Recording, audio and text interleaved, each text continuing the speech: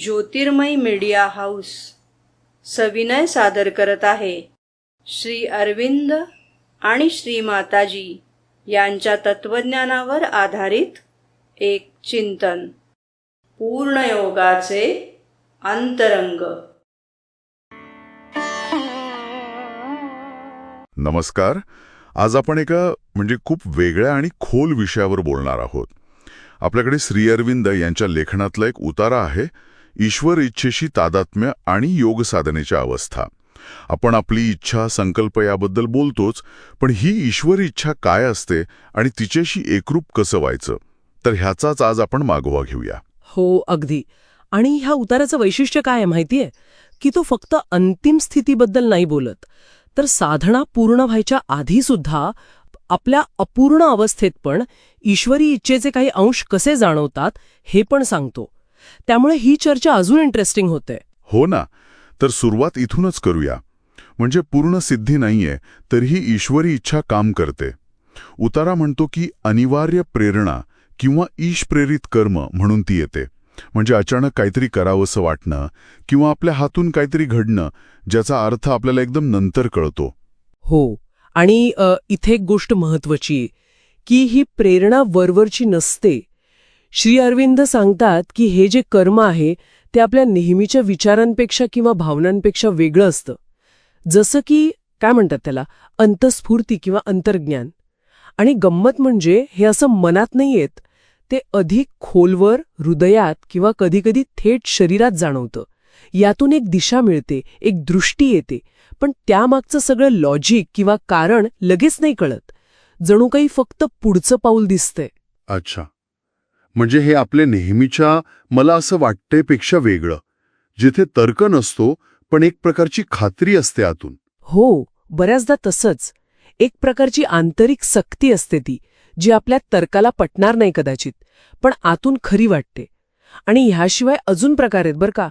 कधीकधी स्वच्छ प्रकाशपूर्ण आदेश मिळतो, काय करायचं ह्याबद्दल एकदम क्लिअर, तेजस्वी विचार, किंवा मग विचारांची किंवा कल्पनांची एक मालाच मनात येते, जणू काही कोणीतरी वरून सांगते आपल्याला. प्रकाशपूर्ण इथे गोंधळ नाही, क्लॅरिटी आहे. हे सगळं साधनेच्या सुरुवातीला किंवा मध्ये पण अनुभवता येतं. हे खरंच खूप आश्वासक आहे. पण मग श्री अरविंद एका प्रगतीच्या मार्गाबद्दल पण बोलतात ना, 3 अवस्था, त्या समजून घेऊया का? पहिली अवस्था कशी असते? हो, नक्कीच. तर पहिल्या अवस्थेत आपली स्वतःची वैयक्तिक इच्छा अजून बऱ्यापैकी कार्यरत असते. आपण आपल्या बुद्धीने, भावनांनी, सवयींनी जगतो. पण फरक हा असतो की ह्या आपल्या इच्छेला अधूनमधून ईश्वर इच्छेकडून, एका उच्च शक्तीकडून प्रकाश मिळतो, प्रेरणा मिळते. आपल्या नेहमीच्या विचारात अचानक काहीतरी वेगळंही येतं, तरीही आपल्याला मार्गदर्शन मिळवायला प्रयत्न करावा लागतो. आणि ते नेहमी मिळेलच असं नाही, थोडा संघर्ष असतोच. इथे एक प्रकारचा संवाद सुरू होतो म्हणायचा, पण आपली इच्छा अजून प्रबळ आहे. मग दुसरी अवस्था, तिथे काय मोठा बदल होतो? कसा पुढे जातो हा प्रवास? दुसऱ्या अवस्थेत खरा बदल सुरू होतो. इथे ईश्वरी इच्छा फक्त स्पर्श नाही करत, तर हळूहळू आणि जास्त प्रमाणात आपल्या वैयक्तिक इच्छेची जागा घेते. हा बदल खूप महत्वाचा आहे. आपली नेहमीची मानवी बुद्धी, जी तर्काने चालते, तिची जागा अधिक स्फूर्तीपूर्ण, अधिक इंट्युटिव्ह असं आध्यात्मिक मन घेतं. आपलं बाहेरचं हृदय, जे भावनांनी भरलेलं असतं, राग, लोभ, सुख, दुःख, त्याची जागा आंतरिक चैत्य हृदय घेतं. हे चैत्य हृदय काय नक्की? ते नेहमीच्या हृदयापेक्षा वेगळं कसं? चैत्य पुरुष आपला आत्मा किंवा सोल, त्याच्याशी संबंधित हे हृदय आहे. आपलं नेहमीचं हृदय कसं बाहेरच्या घटनांवर प्रतिक्रिया देतं, तसं नाही. चैत्य हृदय अधिक खोल, आत्मिक जाणीवेतून प्रेरित असतं. त्यात जास्त शांती, करुणा, सत्याची ओढ असते. भावना मग फक्त रिॲक्टिव्ह नसतात, तर आतल्या सत्याची अभिव्यक्ती बनतात. आणि तसंच इंद्रियांच्या जाणीवा, वासना ह्यांची जागा शुद्ध, निस्वार्थी प्राणशक्ती घेते. जगण्यामागची प्रेरणाच बदलते.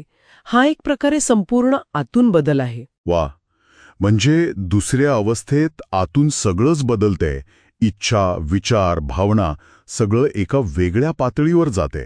आणि मग शेवटची तिसरी अवस्था, ती कशी असेल? तिसऱ्या अवस्थेत हा बदल पूर्ण होतो.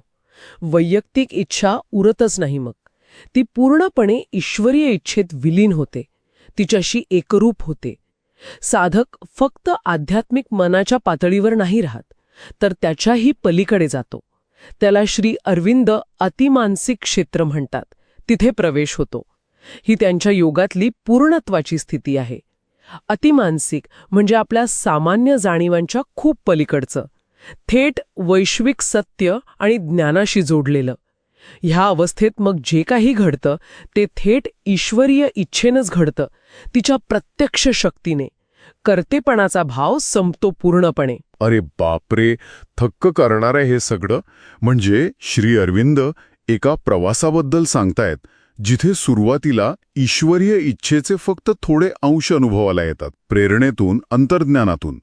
मग हळूहळू आपली इच्छा बदलते त्या मोठ्या इच्छेच्या प्रकाशात, आणि शेवटी ती तिच्यात पूर्णपणे मिसळून जाते, एकरूप होते. खरंच एकात्मतेचा प्रवास आहे हा. अगदी अचूक. आणि हे बघलं ऐकल्यावर एक विचार येतो मनात.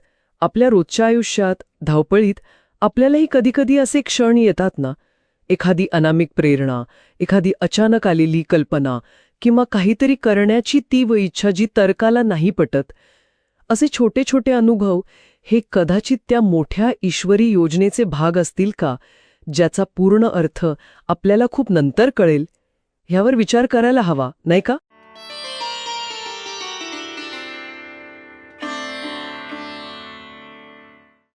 धन्यवाद. उद्या पुन्हा भेटूया आपल्या ऑरो मराठी चॅनलवर.